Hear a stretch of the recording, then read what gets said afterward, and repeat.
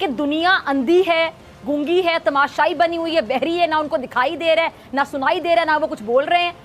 مطلب مغربی دنیا میں کشمیریوں کو باقاعدہ نگلیکٹ کیا. بھارت مقبوضہ کشمیر میں جو آبادی کا تناسب ہے وہ تبدیل کر کے سب کو پتہ ہے کہ کشمیریوں کی جو ایک شناخت ہے یا جو ان کی جداگانہ حیثیت ہے اس سے محروم کرنا چاہتا ہے. بڑی سوچی سمجھی سازش کے تحت یہ کرنا چاہتا ہے. ڈومیسائل قوانین میں تبدیلی سے جو کشمیری اکثریت ہے اس کو اقلیت میں بدلنے کی جو بھارت کی کوشش ہے یا سازش کہہ لیں, سوچے سمجھا منصوبہ کہہ لیں, اقوام متحدہ کے منشور کی سلامتی کونسل کی جو قراردادیں ہیں اور جو چوتھے جنیوا کنونشن کی کھلی خلاف ورزی ہے. لیکن افسوس کے ساتھ میں کہوں گی قصوری صاحب کہ دنیا اندھی ہے, گونگی ہے, تماشائی بنی ہوئی ہے, بہری ہے, نہ ان کو دکھائی دے رہا ہے, نہ سنائی دے رہا ہے, نہ وہ کچھ بول رہے ہیں. مطلب مغربی دنیا میں کشمیریوں کو باقاعدہ نگلیکٹ کیا جا رہا ہے, نظر انداز کیا جا رہا ہے, کسی کو ظلم نظر نہیں آ رہا ہے. کیوں؟ میں ایک بات آپ کو کہہ دوں, وہ اس کا جواب میں دوں گا, جی لیکن ایک میں واضح کر دوں بات کہ جو کشمیریوں میں انہوں نے جذبہ پیدا کر دیا ہے, اگر انہوں نے آپ نے پاپولیشن کمپلیکشن کا ذکر کیا, میرا خیال ہے یہ تو اس ڈیفینیشن میں جینوسائیڈ میں آ جائے گا.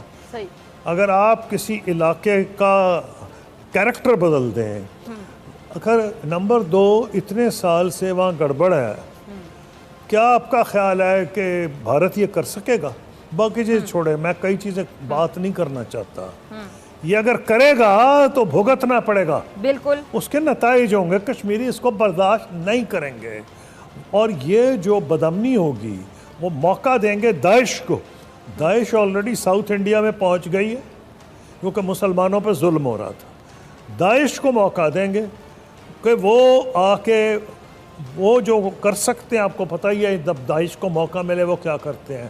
ان کی فیلڈ پھر کشمیر نہیں ہوگی, وہ تو بہت کچھ باقی ہندوستان میں بھی کر سکتے ہیں. تو داعش والوں کو دعوت دینے کے مترادف ہوگا اگر ایسا ظلم کریں کہ مسلمانوں کی اقلیت کو اکثریت کو اقلیت میں بدلیں, تو یہ ہندوستان کی خام خیالی ہے. آپ نے پھر انٹرنیشنل کمیونٹی کا ذکر کیا.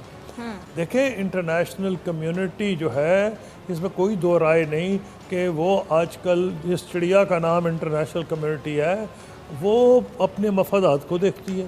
اور اس میں یہ ہے کہ یونائٹڈ نیشنز جب مورز وجود میں آ رہی تھی تو خیال یہ تھا کہ لیگ آف نیشنز کا جو فیلئر ہے اور جس کی وجہ سے لیگ آف نیشن ختم ہوئی اور جنگ شروع ہو گئی دوسری, اور فرسٹ ورلڈ وار بھی شروع ہوئی, تو انہوں نے یہ سوچا کہ اس سے کچھ سبق حاصل کیا جائے گا.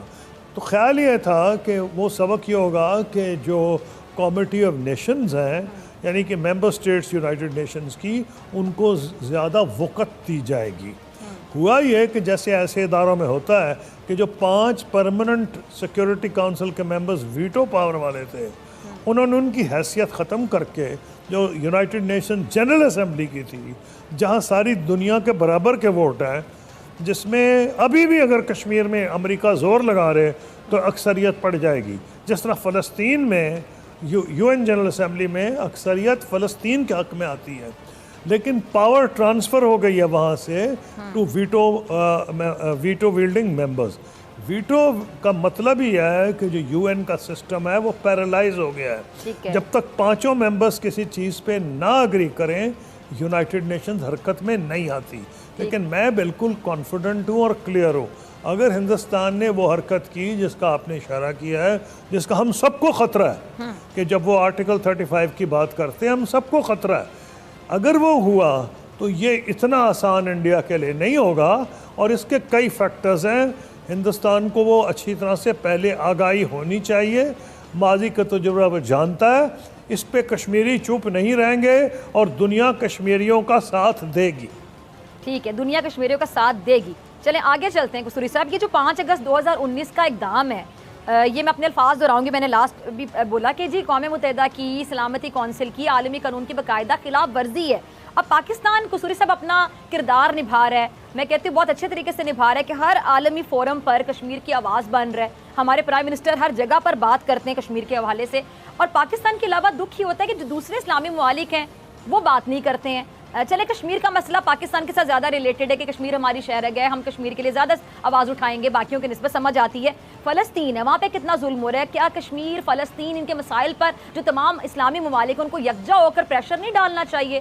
اگر نہیں ڈالتے تو کیا وجہ ہے، کیا رکاوٹ ہے؟ دیکھیے اگر آپ سوچ رہے ہیں امہ کا جی تو امہ کو 2 حصوں میں ڈیوائیڈ کر دیں۔ ٹھیک، ایک جو شہری لاہور میں ہے، قاہرہ میں ہے، رباط میں ہے یا جدے میں ہے، جو سڑک پہ پھر رہا ہے جی بیٹھا ہوا ہے، اس کی رائے ایک ہی ہے، کشمیر ہو یا فلسطین ہو۔ ٹھیک۔ اب آتے ہیں حکومتوں کی طرف۔ حکومتیں جو ہیں وہ ویسٹڈ انٹرسٹ ہے، وہ رولنگ ایلیٹ کو ریپرزینٹ کرتی ہیں اور وہ اسٹیٹ انٹرسٹ کے نام پہ اس کو جسٹیفائی کرتی ہیں۔ ٹھیک، لیکن آہستہ آہستہ یہ چیز آپ دیکھیں گے، بدقسمتی سے آپ کو ہمیں یہ تکلیف ہوتی ہے کہ یہ بڑا سلو پروسیس ہے۔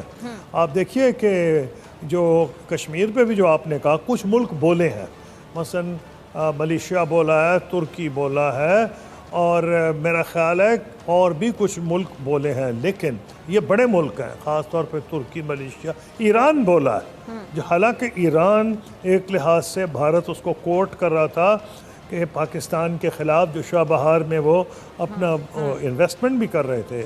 تو جو ہمارے لیے کلیدی ملک ہیں، ٹھیک ہے سعودی عرب اور یو اے ای نہیں بولے اس لحاظ سے جیسے ہمیں توقع تھی، لیکن اس خطے میں ایران بہت اہم ملک ہے، پاکستان اہم ملک ہے، اور ترکی جو ہے وہ ایک قسم کا نیئر نیبر ہے، ایک زمانے میں RCD میں تمہارا نیبر تھا۔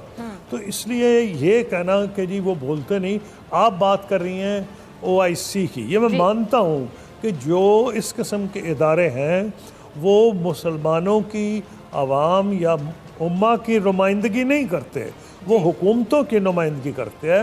اس کے لیے بہرحال ہمیں لابنگ جاری رکھنی پڑے گی، لیکن ایک بات بتا دوں، وہ کریں یا نہ کریں، امریکہ کرے یا نہ کرے، جتنا امریکہ کا میڈیا ہے، چاہے وہ لبرل ہو، Washington Post, New York Times, یا وہ رائٹ کا ہو جیسے وال اسٹریٹ جرنل، اسی طرح برطانیہ کے سارے اخبارات، یورپ کے اخبارات، جو تھنک ٹینکس ہیں یعنی جو حکومتوں سے آزاد ہیں، وہ بھی سخت لعنت ملامت بھارت کی کر رہے ہیں۔ اس کا مطلب کیا ہوا کہ لانگ ٹرم اگر آپ دیکھیں تو بھارت ایک لوزنگ گیم کھیل رہا ہے۔ ابھی ٹھیک ہے کہ اس کو ایک سبق سیکھنا چاہیے۔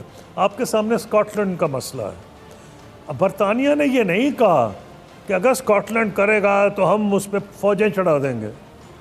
ابھی اسپین میں بات ہو رہی ہے، کیٹالونیا کی، پرائم منسٹر آف اسپین نے آج ان سارے لوگوں کو چھوڑ دیا ہے جن کو پہلے اریسٹ کیا گیا تھا ٹریزن میں۔ کیوں؟ ان کو ایک بات سمجھ آ رہی ہے کہ جو آنے والا زمانہ ہے جس میں سوشل میڈیا بھی ہے، نوجوان نسل مختلف طور سے سوچتے ہیں، لوگ کسی بڑے خطے کو اس کی قوم کی سوچ کے خلاف آپ غلام نہیں بنا سکتے۔ اگر برطانیہ نہیں کر سکتا، اگر اسپین نہیں کر سکتا تو ہندوستان کتنی دیر کر لے گا؟ یہ مانتا ہوں کہ آپ کے میرے نروز پہ وہ پریشر پڑ رہا ہے کیونکہ کشمیریوں کے لیے ہمارا خون کھولتا ہے، ان پہ بہت ظلم کیا جا رہا ہے، لیکن لانگ ٹرم میں جو لوگ یہ کہتے ہیں وہ جی کشمیر کا کچھ نہیں ہوگا، فلسطین کا کچھ نہیں ہوگا، میں ان لوگوں میں نہیں ہوں۔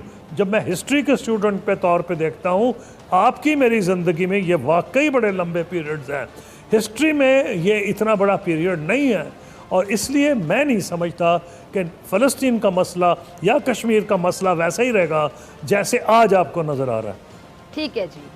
اچھا قصوری صاحب، افغانستان کی جو موجودہ صورتحال ہے اگر اس کو دیکھا جائے تو اس وقت افغان داخلی سٹیک ہولڈرز امن کوششوں کے لیے ایک پیج پر، ایک صفحے پر نہیں ہے، جو کہ تشویشناک بھی ہے۔ اگر اتفاق نہیں ہوتا، آپسی مسائل حل نہیں ہوتے، تو پھر کیا خانہ جنگی نہیں شروع ہو جائے گی؟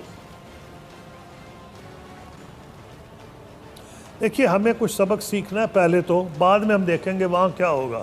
پہلے تو اپنا بچاؤ کریں نا۔ ٹھیک ہے۔ ہم نے سبق یہ سیکھنا ہے کہ ہندوستان جب بھی افغانستان میں خانہ جنگی ہوئی، اس کا نتیجہ پاکستان کے لیے بہت ہی منفی نکلا۔ ایک تو ریفیوجیز آئے، آپ دیکھ لیں۔